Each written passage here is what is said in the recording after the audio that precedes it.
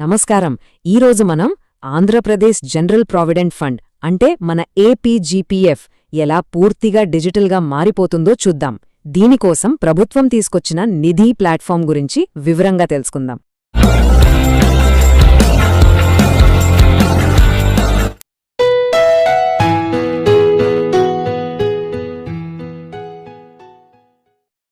సరే, ముందుగా మనం ఏమేం విషయాలు తెలుసుకోబోతున్నామో ఓసారి చూద్దాం. అసలు ఏపీజీపీఎఫ్ అంటే ఏంటి? పాత పద్ధతిలో ఉన్న సమస్యలేంటి?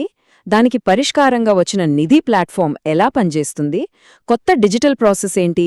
అలాగే కొత్తగా వచ్చిన రూల్స్, టైమ్ లైన్స్ ఏంటో కూడా చర్చిద్దాం.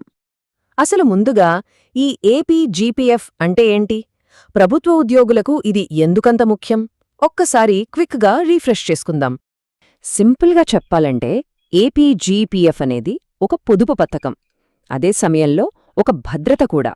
ఇది ఉద్యోగులకు, వాళ్ల కుటుంబ సభ్యులకు ఆర్థికంగా అండగా నిలుస్తుంది. ఇది 1963 నుంచి ఉంది. అంటే ఇది తప్పనిసరిగా అందరూ ఫాలో అవ్వాల్సిన ప్రోగ్రాం అన్నమాట. సరే, దశాబ్దాలుగా నడుస్తున్న ఈ సిస్టంలో ఇంత పెద్ద మార్పు తీసుకురావాల్సిన అవసరమేమొచ్చింది? అసలు పాత పద్ధతిలో ఉన్న ఇబ్బందులేంటో చూద్దాం. అస్సలు సమస్య అంతా ఈ పేపర్ వర్క్తోనే వచ్చింది. అకౌంటెంట్ జనరల్ చెప్పిన దాని ప్రకారం ఈ మాన్యువల్ అప్లికేషన్లు, డాక్యుమెంట్ల వల్ల చాలా సమస్యలు తలెత్తాయట. అంటే ఆ సమస్యలు మామూలుగా లేవు.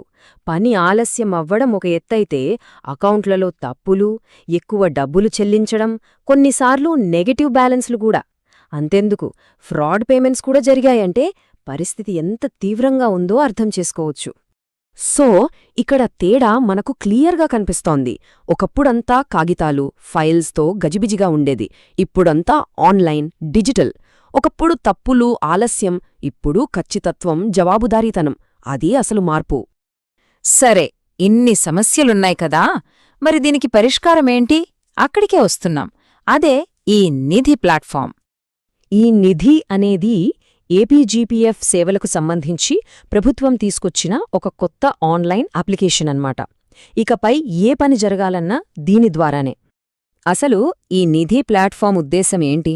సింపుల్గా చెప్పాలంటే పనులన్నీ తేలికగా, వేగంగా జరగాలి. తప్పులు లేకుండా ఖచ్చితంగా ఉండాలి. అంతా పారదర్శకంగా, సురక్షితంగా జరగాలి.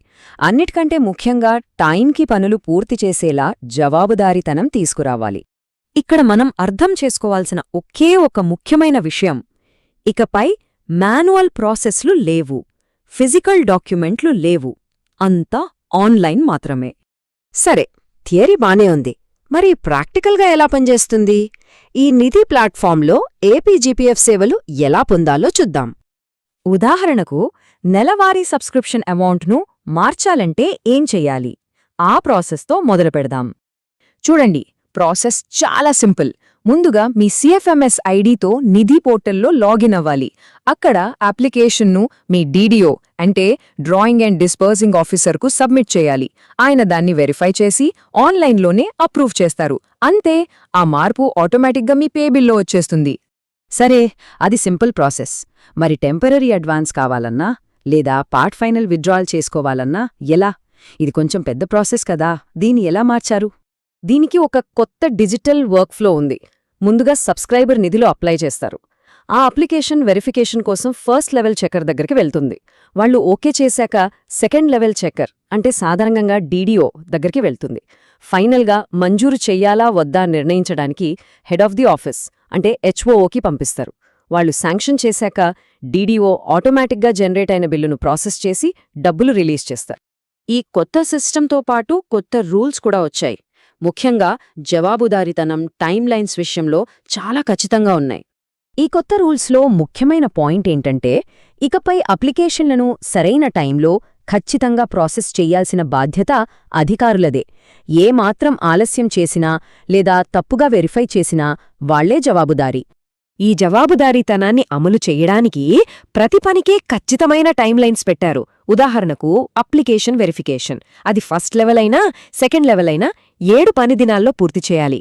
అలాగే head of the office sanction చెయ్యడానికి లేదా రిజెక్ట్ చేయడానికి కూడా 7 రోజులే టైం.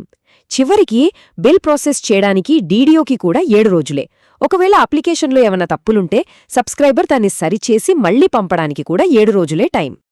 అంటే ఈ 7 అనే నెంబర్ ఇక్కడ చాలా కీలకం.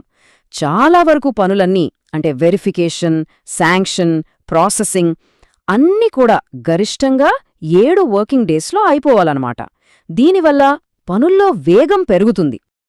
అయితే ఈ సిస్టంలో అధికారులతో పాటు సబ్స్క్రైబర్లకి కూడా కొన్ని బాధ్యతలున్నాయి. ముఖ్యంగా వాళ్ల పర్సనల్ డీటెయిల్స్ అన్నీ కరెక్ట్గా అప్డేట్ చేసుండేలా చూసుకోవాలి. ఫ్యామిలీ, నామినీ, బ్యాంక్ వివరాలు సరిగ్గా ఉన్నాయో లేదో చెక్ చేసుకోవాలి. అలాగే సర్వీస్ వివరాలు, ముఖ్యంగా డిప్యుటేషన్ లాంటివి ఉంటే వాటిని కరెక్ట్గా ఎంటర్ చెయ్యాలి. ఏవైనా సమస్యలుంటే వెంటనే డీడీఓ లేదా హెచ్ఓ దృష్టికి తీసుకురావాలి. అసలు ఈ మొత్తం మార్పు వెనుక ఉన్న ఉద్దేశ్యాన్ని ప్రభుత్వం జారీ చేసిన జీవోలోని ఈ ఒక్క వాక్యం స్పష్టంగా చెప్తుంది.